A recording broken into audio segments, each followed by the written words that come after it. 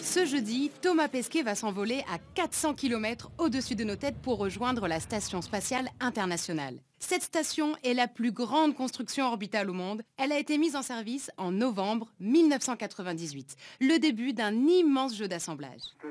Le lieu n'est pour l'instant pas très accueillant. Il faudra attendre pour cela 18 mois. Une fusée russe Proton amènera le premier module habitable pour 3 hommes.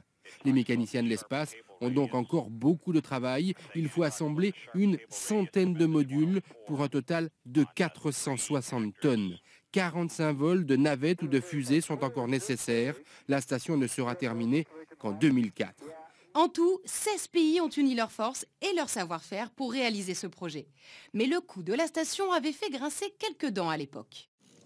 Si Claude Allègre avait pu retenir son stylo, il ne s'en serait pas privé.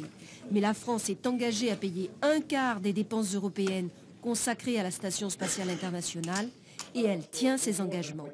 Il nous en coûtera donc un peu plus de 4,5 milliards de francs d'ici 2003, plus les frais d'entretien.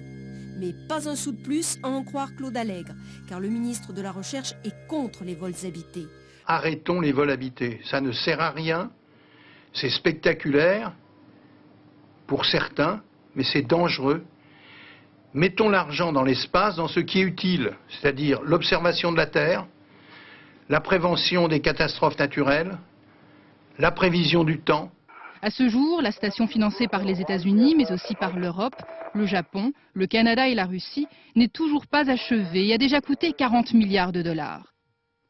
Un gouffre financier soumis à de fortes pressions politiques et qui, selon ses détracteurs, n'aurait même pas d'intérêt scientifique.